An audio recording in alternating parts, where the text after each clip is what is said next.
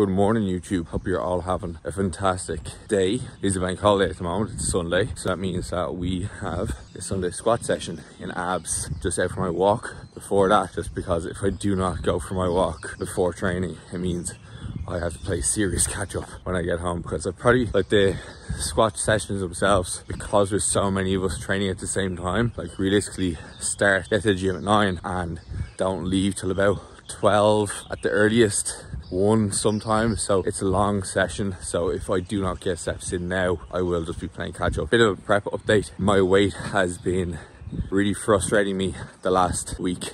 So up until this week, my weight after coming home from Lisbon was dropping around 700 to 800 grams per week, like no problem, after we made that calorie drop. And now this week I've lost 100 grams, so I've been in the 87s for like the last 2 weeks, which, you know, it is quite annoying because I have not changed anything. I've kept my calories the exact same, I've been hitting my steps, you know, like all factors have pretty much been the exact same. So I'll just have to wait to see what Brad wants me to do. I was meant to be having a diet break this week, the week to come, but I don't really know if that's really going to happen now. And I mean, like, a diet break would have been perfect because I do have my cousin's wedding this week. So, you know, having high calories on a day like that, that'd help. Regardless of whether I get a diet break or not, I probably will do some like borrowing. So, you know, rob like 10 to 20% of my calories from Monday to Wednesday. The wedding's on Thursday, and kind of try to enjoy myself then. But, you know, I'm kind of thinking that I won't drink now because, you know, I just essentially lost a week of dieting. And look, I can't say I wasn't expecting weeks like this to happen. Like, it is inevitable that my weight will start to plateau, but I just wasn't expecting it to happen so soon after the calorie drop, because we had like maybe 3, max 4 weeks where weight was growing, and now all of a sudden just completely stopped. Now, a few things that are going to play into this are this last week, a little bit more stressed because it's a little bit more busy with work. Also, my bowel movement slowed down. So some people may think that's too much information, but you know, it is part of everybody's day-to-day life, part of basic human physiology. We all shit, right? Everybody does. Even your favorite fitness influencer. Bowel movement's definitely slowed down. There are some days this week where I didn't have any, so that obviously is going to play into my weight in the scale. And yeah, I suppose the stress is going to play into that too, as to why they did not happen. My fiber intake pretty much stayed the same. So my fiber intake at the moment is like about 40 per day. So it's definitely on like the beneficial side. Like, you know, ideally for a guy, you want about 35 grams plus per day, or another way to do it is like 10 to 15 grams per 1,000 calories. If you have lower calories, probably air for the 15 side. If you're on higher calories, go for the lower side of the actual scale there. So yeah, there are things that have definitely played into why my weight has maybe not dropped. So yeah, it has been 2 weeks that I've been pretty much in the 87s most days with very little drop. And like, I would foresee some kind of calorie drop tomorrow as opposed to me getting my diet break, because yeah, I mean, I do have an urgent goal. My first show is in 15 weeks, so I do need to get on schedule and make sure I'm losing body fat. Like, I don't want to be fat getting on stage. I much prefer to have a calorie drop than have a diet break, to be honest. I think for most people, right, if you are, especially if you're self-coaching, okay, if you're self-coaching, I would probably recommend, unless you have a very, very, very urgent goal, that you should probably wait for about 2 weeks before you make some kind of calorie drop. The reason for it being is, a week like I'm having at the moment, it could potentially be that I'm not in a deficit anymore. Like, if like that could be the reason why, okay? But again, the lack of bowel movements, the higher stress load, that could also be playing into why my weight has not dropped. And if you wait 2 weeks, you may see some kind of like whoosh on the scale, and you see a big drop in weight. It could be like a kilo. Now, why this happens is kind of hard to say. It could be, you know, water retention, whatever. It could be, you know, stress masking fat loss, like through water retention. So, you know, that's very much possible. But yeah, for the most part, I wouldn't make any changes until you've seen like pretty much no progress for 2 weeks. Again, if you have a more urgent goal, like, you know, something you need to be ready for in like, you know, 4 to 6 weeks or 8 weeks or whatever like that, you know, obviously you'd be a bit more aggressive, and just, if you don't see a change week to week, like, you know, make the drop. But for most people, if you're going your diet into a slow approach, and the diet, you know, is going to be long, wait about 2 weeks before you make any kind of change. So yeah, that's pretty much my summation of my last week. In this video, I will show you some of my training. I won't show you all of it, as well. Number one, my tripod has gone missing. And then secondly, I do have some questions to answer over the course of the video. That's it. I'll see you in the gym.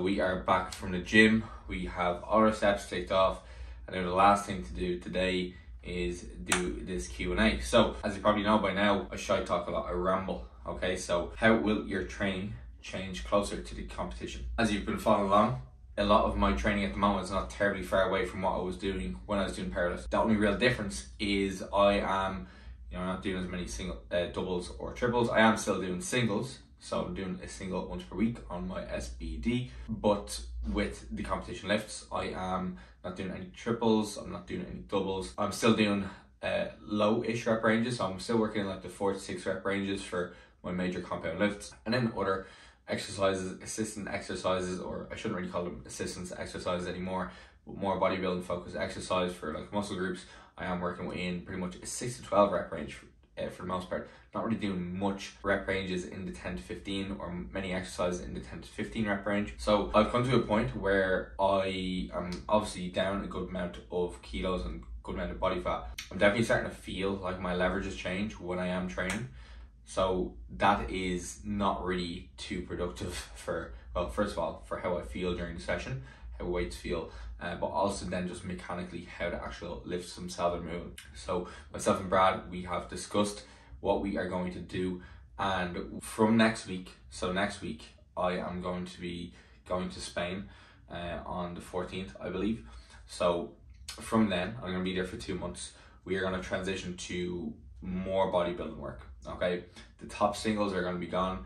I will unlikely to be training in the 4 to 6 rep range for anything really, and I'm going to be taking a good knockdown and frequency on my squat, bench and deadlift.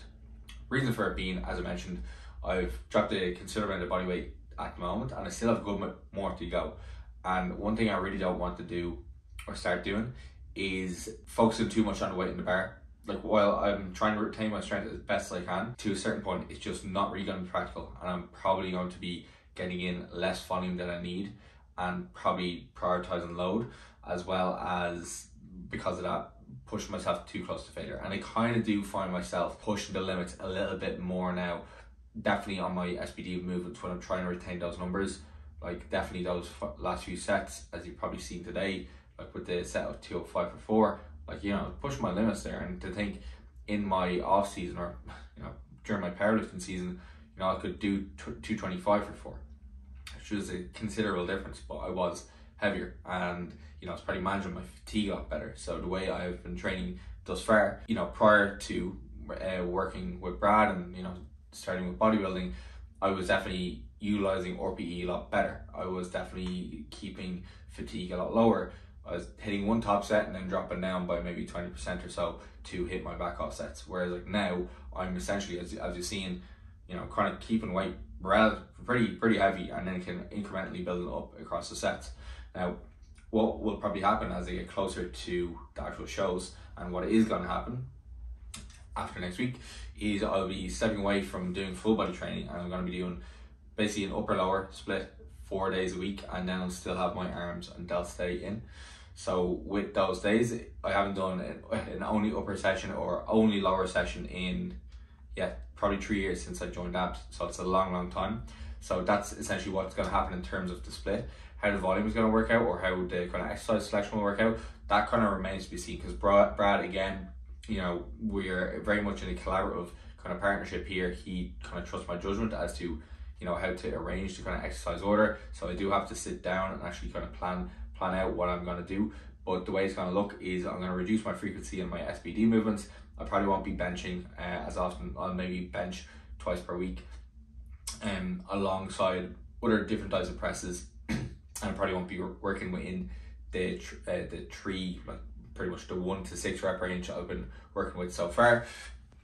I will not be squatting twice per week. I'm probably going to move over to something like a leg press and a squat, because I still want to keep in the squat itself. I still want to keep in the deadlift because I do like them. I'm probably going to still keep in the stiff leg deadlifts. I'll probably keep in the regular deadlift too, purely because I like them, and really they are, as you may have seen if you're following on Instagram, they're not really things that have suffered too much. Coming up closer and closer to the competition, to be honest, it's unlikely I'm going to have any huge changes really. What I could potentially foresee happening is reductions in just overall amounts of sets I'm doing. okay? Because for the most part, if you're trying to keep your exercise like program relatively similar, you know, it does allow you to get some kind of progression in there. But one thing it's going to do is going to help you like kind of stay away from getting DOMs too often. Like obviously you're going to have deloads implemented and kind of intro weeks that are going to help with managing the amount of muscle damage that you're going to get. But if you're changing your program too often, especially during a prep, you're going to be getting muscle damage like very frequently, which is going to add on extra fatigue, which you probably don't need and you probably don't want. So one thing that's really key in a prep is to keep stressors that you don't need low, okay? And change your training program up way too much, and training the exercise selection up way too much is probably going to be an extra stressor in the body that you don't necessarily need. However, with my exercise selection, as I mentioned already, so there will be changes in SBD, but I foresee in the future there will be more machine work coming in. Anything that is very taxing on passive tissue, so connective tissue, that will probably be kind of removed. So what I mean by this is, you know, anything, yeah, potentially like a barbell bench press, for example. One thing I've noticed over the last 2 weeks, as I'm coming down to the last few inches of ROM, my anterior delts are starting to get very, very sore, which they never did previously. And it is probably something that I experienced when I was lighter body weight too, because I'm having to adjust my arch, I'm having to adjust my position, the extra millimeters of fat that's coming off my chest, they all play a role in the amount of ROM I'm getting in there, and then the load that my anterior delt has been exposed to thus far. So they are some of the changes that I foresee coming up.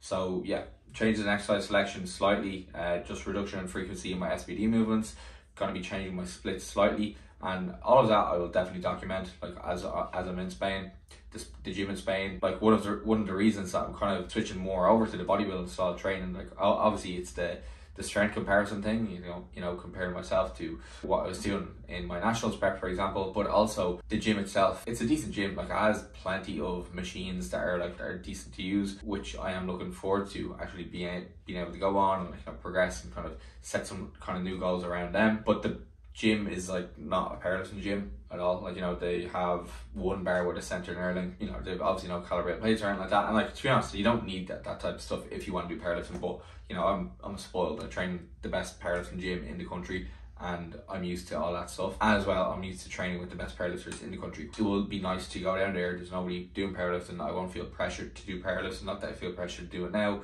but I won't necessarily feel I won't feel like I'm missing out, okay? Because I know if I'm here training abs and I'm not able to keep up with the lads that I've been training with for the last 3 years, you know, I'm gonna feel like I'm missing out. I'm gonna feel like I'm regressing, which, you know, from a strength perspective, we're hanging in there, but you know, we're not progressing. So yeah, that's pretty much how training is gonna progress. Very vague answer, but hopefully it gives you some insight. So second question: have you ever tried intermittent fasting or low carb? I've never done true intermittent fasting, so longer fasts of 24 to 48 hours or whatever. I have tried time restricted feeding. So time restricted feeding essentially is where you have an eating window throughout the day. So a very common one is 16-hour fast, 8-hour eating window. That's not very difficult to adhere to at all. Some people do the likes of longer time spans, so 20-hour fast, 4-hour eating windows. And yes, so I have pretty much done that before in one of my previous diets. So maybe in a diet I did 3 or 4 years ago, I used to fast every day up until about 12, and then I'd have my last meal at, yeah, it could have been 8 o'clock, so that would be around an 8-hour eating window. The kind of main thing with time restricted feeding is it is just an easy way for you to manage your energy intake within a certain window, okay? It kind of says, right, you've 3,000 calories, you can only eat it within these 8 hours. So it does kind of force you to structure your day a little bit better, and it may suit people who just are not hungry in the morning. I enjoyed it, and it was easy to do. I mean, fasting until 12 is not that difficult really. Just wake up, have a black coffee, go about your day. One thing I definitely did find it doing though, as I got further and further into the diet, coming up to the 12 o'clock mark, I was getting more and more food focused. Now obviously food focus is a product of dieting for a long time anyway, but I found that definitely I was thinking way more about food. I was fantasizing about the food I was about to have way more, versus now for like the last 3.5 years, I've been pretty much eating breakfast at a similar time.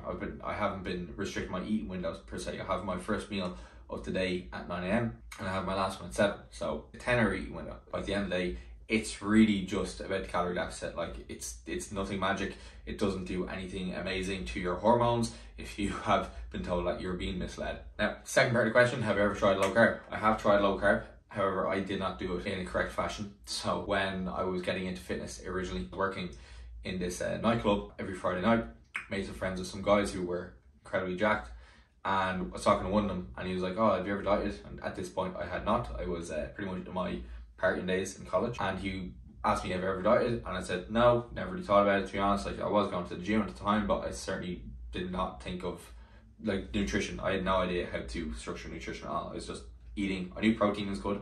That was about it. And he said to me, you know, you should try out this low carb approach. You get really, really shredded. All you have to do is, you know, keep your carbs to whatever, sub 50 per day. And I was like, sure, I'll give that a go. Okay. At this stage, I did not eat any fruit or vegetables, nothing. Okay. And my thoughts on that diet was, okay, well, I'll just eat protein. And that's pretty much what I did for like maybe, it lasted maybe 5 days. And I was pretty much just eating like maybe 300 grams of chicken breasts at every single meal. That was it. That was all I was eating. I wasn't even eating any fats. Wasn't eating anything. So obviously my adherence to it did not last past those few days. Now, can you do that? Can you do low carb and get results? And yes, like you can. The answers are unequivocally that you can make the same amount of progress using a low carb approach versus a high carb approach, and both will probably be equally as beneficial for health. Now, from a standpoint of me being an athlete and me being a bodybuilder, a powerlifter, I don't think being on low carb is going to be the best option. One reason for that being is, you know, my training is very, very glycogen dependent, and if I'm on low carb, I am pretty much going to be using ketones to produce energy, or, well, that's depending if I'm in a ketogenic state, but I will not have sufficient glycogen available to perform the training. Some bodybuilders in the depths of prep, they may have to go for a low carb approach if they're really, really behind on body fat. However, because training is very glycogen dependent, we need carbs to fuel that. And, you know, one thing that we need to prioritize for our training is carbohydrate intake. And there was an interesting, I can't remember, I think it could have been a review by Andrew Chappelle, who is also a very high level natural bodybuilder. And he found within the little case study he did that most of the most successful bodybuilders who got the best placings at the competition that he surveyed, they had higher carbs intakes versus the lower placings. Now, that's obviously like correlation, but you do see it pretty much in everybody who's successful in sports, like, well, certainly bodybuilding and powerlifting, they all mostly have high carbohydrate intakes, because it is certainly going to be more beneficial versus a low carb where you are not really fueling correctly for the work that you need to do. How do you deal with cravings on prep? So I haven't gotten many cravings just yet. The only cravings I really have are for the meals that I'm actually going to have. Maybe I have craving for the odd bowl of Cocoa Pops. Compared to previous diets, my food quality is much better now. So in previous diets, as I mentioned, like one of the earliest diets I did, after this low carb experiment, but I still didn't eat a huge amount of fruit and veg. I started eating veg, but it was very limited. And I also would have, I didn't eat fruit, so there was also some kind of lack of kind of fiber maybe coming from there. But I also ate way more kind of processed food, or like, you know, junk sweets. Okay, is there anything wrong with this, right? Like there's nothing wrong with eating more kind of junk processed food. And when I talk about this, I talk about like, I was probably having like a donut a day, I was having like a pastry a day. And you know what, I got in fantastic shape. Like I got like the leanest I've been, like I haven't been that lean ever, right? And I was able to eat like a donut a day, I was able to eat a pastry a day, because I remember this was like the first year I dieted really, really hard, and I would wake up every morning, I'd listen to a podcast and I'd go for a walk. It was when I was on my Erasmus in Spain, and my kind of reward for completing the walk in the mornings, I'd stop off in like the local bakery and get myself a pastry. Okay, so that's what I did like every single morning. And you know, I obviously adhered to my calorie deficit, which my calories were much lower at the time. I think I was dieting around 2200 at the time, but my food quality overall wasn't great, right? I had those in my diet, right? And sometimes I maybe have 2 a day, whatever, because I remember the bakery down the road did like a 3 for €1 offer some of the days, great times. But I had those type of foods, but I also had more. So I would have had like Would have been having more Nutella throughout the day. I was definitely prioritizing a lot more kind of sweet foods in my diet versus whole nutritious food. Okay, so while I was hitting my protein, while I was getting some veg in the diet, definitely not as much as I am now, and while I was incorporating flexibility, the level of food focus that I actually experienced during that phase was very, very high, and I found cravings very intense, and I caved into them quite a bit. You know, I'm not gonna lie, I did have days where I would overconsume by thousands of calories during that phase. Okay, and like, is that related to me indulging in more processed foods? Like, it's very hard to say. Like, I don't think that may be a problem for some people, but it was certainly a problem for me at the time. And the last year's diet that I did when I was working with Brian, that was like probably the easiest diet I've ever done, you know. And one thing I attributed that to is just how good my kind of food quality was. Like, you've seen from the full day of eating videos I have, my food does not change that much from there, okay? And at the moment, the most kind of processed thing in my diet realistically is a fiber one. You know, everything else is pretty much whole foods. And that is one of the things that has helped me stay cravings free, because I'm giving my body pretty much everything that I need. And in the time that I have been doing this whole thing, I've learned how to cook. Okay, that is one of the most important skills that you can learn if you want to be successful in having good body composition, if you want to be successful in having good nutrition. You need to learn how to cook. Okay, I can't tell you where to learn how to cook because nobody taught me. I just, you know, just try to figure it out. Okay, and like that does sound ridiculous, but are you gonna buy a cookbook? Buy a cookbook. There's plenty of them. You know, it's really just important that you try to learn that skill. Try to figure it out for yourself. It's not that difficult to work in an oven. It's not that difficult to, like, you know, cut up a chicken breast, put it on a pan, see what seasons work out for you. Okay, it's very simple. You know, select some veg, you know, 5 different veg, cook them in different ways, and that's a really good way to kind of, you know, experiment. You'll find what you like eventually. You know, I know personally, like, I like Chinese food, I like Mexican food, so I'm gonna try to replicate them in a meal. Okay, and that's essentially what I do, because learning that skill has allowed me to stay away from cravings, because every single meal I make, I love. Like, even during the gaining phase, even during like off season, for example, the foods, sometimes I would get a takeaway and I wouldn't even enjoy it as much as the meals I'd make myself, because my meals just taste better. Like, to me, they did, at least. Okay, so I think that's like one way that you can avoid cravings is, well, yeah, if we recap, you know, try to keep the amount of processed food in your diet low, have more whole foods, so lean meats, whole grain carbs, you know, fruit, veggies, you know, good fat sources like nuts, you know, different oils. Learn how to cook, and yeah, I suppose modifying your food environment can be really, really helpful. So try keep your house free from foods that may trigger any kind of overeating.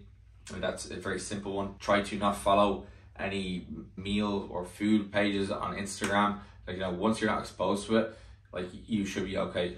Like, I rarely think about food until I get hungry and think about my meals that are coming up. And another thing that is also just really important, I think, for, you know, dealing with cravings or being able to stay free from them, essentially, is, as you've seen as well, my foods at the moment, my meals, they have not changed too much from how I was eating in like the first full day of eating I did. Okay, my meals are pretty much the same, they're just a little bit smaller. Some food sources swapped out, so I don't feel like I'm missing anything. Okay, the foods that I was really enjoying then, I'm still enjoying them now, just in smaller quantities. The problem that people run into when they're trying to diet is they go from eating foods that they really, really enjoy even, and then they go to just eating chicken and veg, really bland chicken and really bland veg. Okay, how is that going to improve your adherence? How is that going to improve your cravings? All you're going to be thinking about is the food that you used to have versus the food you have now. Okay, like, that is just not a good way to go. Your meals should excite you. You should be looking forward to your meals. And if you don't have meals that you're looking forward to, learn how to cook, because there's many ways that you can make low calories taste really fucking good.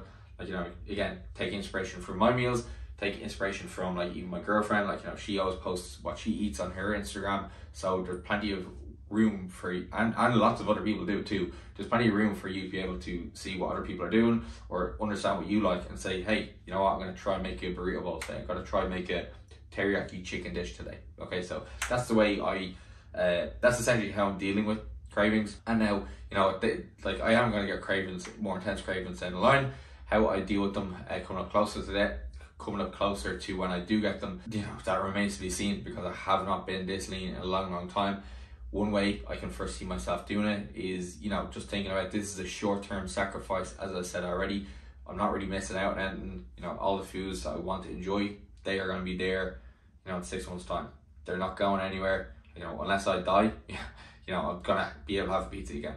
You know, it's fine. I'm not gonna disintegrate if I don't have a pizza. Okay, so yeah, that's pretty much how I'm doing it. Okay, how would you advise a beginner to get into bodybuilding? If you're a beginner, I don't know if getting into bodybuilding right now, specifically the sport, is for you potentially. Okay, you have to figure out, do you like this stuff? Okay, bodybuilding or competing in the sport requires another level of discipline that, you know, that's very difficult to sustain. Okay, because it's not really just a diet, it is all the outside factors. It is the training in your off season, getting into an off season, pushing your weight up past points where you feel comfortable, where your body image is tough to deal with, or sometimes tough to look at. You do not like how you look, but it is facilitating the goal of you building more muscle so that you are able to present it in a way that is going to be aesthetic and look good on stage. Okay, and by the way, this is me talking to somebody who has not even done their first show, but you know, I'm pretty experienced in this game. Like, I've been doing this a long time, I've been extremely consistent for a long time. So if you are looking to get into this, I think it's good for you. The best thing you can do if you're a beginner and you're looking to get into something like this is get a coach. Get somebody who has done this before. You can save so much time. If you're a beginner and you're self-coaching yourself and your goal is like bodybuilding or like getting as big as you can essentially be spinning your wheels for a long time. And a lot of my clients have been in that position. They're no longer in that position, thankfully. I have been in that position for a long time. I've been training since I've been 15. I'm 28 now. There's a long time during that period where I was spinning my wheels. There's a long time where I had no structure to what I was doing. There's a lot of time I had no training program. I had no idea how to do anything with nutrition. I had no idea how to do a fat loss phase, no idea how to do a gaining phase properly. You know, there's lots of things that play into this, and I had no understanding of like what my driving force was. I know what my driving force is now. I know what my why is. I know why I want to do bodybuilding. That's a question you do have to answer yourself, or ask yourself if you are a beginner. Why bodybuilding? Why powerlifting? Why do you want to do this? If it's something superficial, like you want to impress somebody, or you just simply want to look good, I don't think you'll have the commitment that it takes to actually get there. Okay, so I think because it does need to be a little bit deeper. There is a lot of times during the whole process, you know, think about this, right? If you are a beginner right now, you probably don't have enough muscle to compete in a bodybuilding show. You realistically will need at minimum 3 years of gaining the solid amount of tissue before you even be in a position where you could diet down and have muscle to show on stage. Okay, that's my opinion, but I think for the most part, most people don't have as much muscle as they think they do. Okay, and that's probably me included. Okay, so if you're a beginner, that's what you need to do for your first 3 years. You need to get a coach. You need to get them to get you to do that, and then you can see where you are, and then you can see, right, do I still want to do bodybuilding? It could veer off in a different direction. It could veer off like I did. You know, I very much wanted to do bodybuilding when I initially got into this stuff, and I veered off into powerlifting.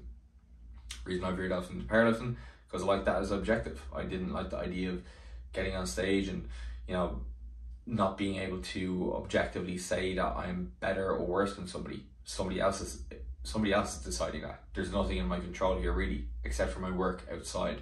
You know, and even then, you know, you can't outwork somebody because the person getting up beside you could have better genetics.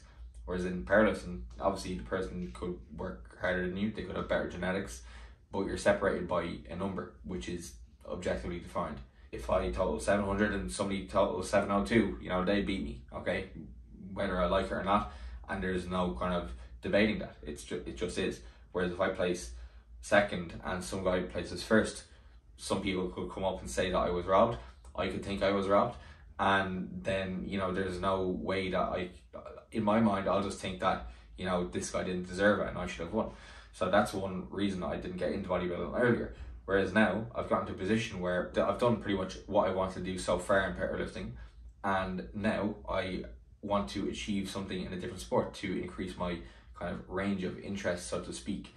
And I could not have came to that decision 10 years ago. I could not have, because in my mind back then, doing bodybuilding was to increase my perception of myself, or would have been to impress others.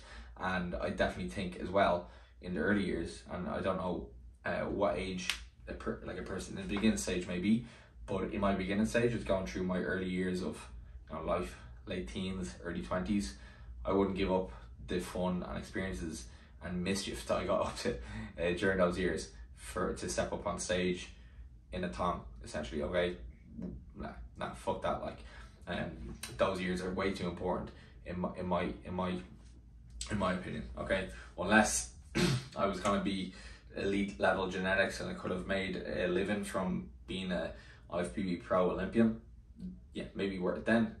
Not so much for me, little old me. Okay, so yeah, you really have to understand if this is going to be right for you. Get in a consultation with somebody, get a coach, and see whether this journey will be good for you. Okay, do I think my powerlifting will benefit from this journey in bodybuilding?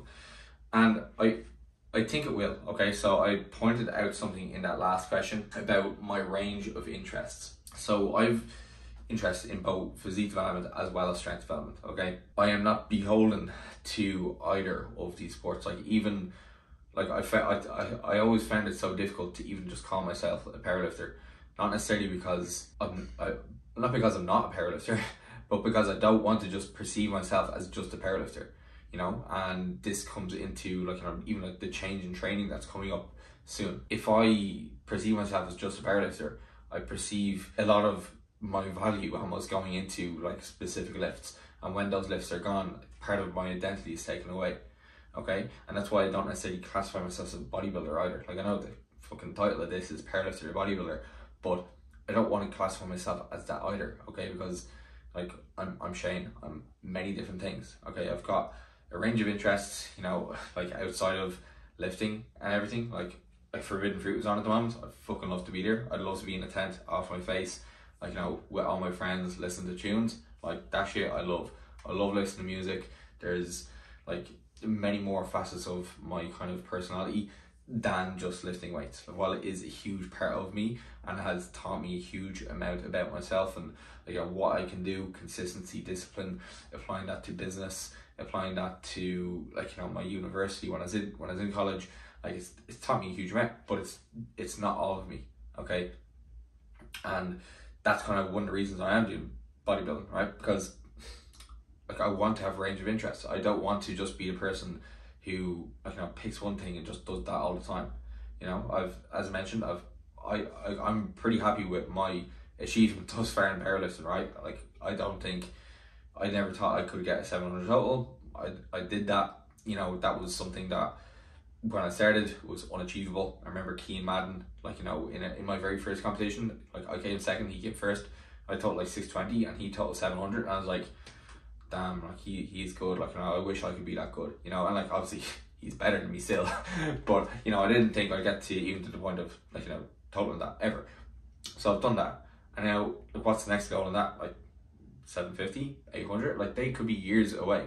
Okay, I don't want to spend the next few years just chipping away at those.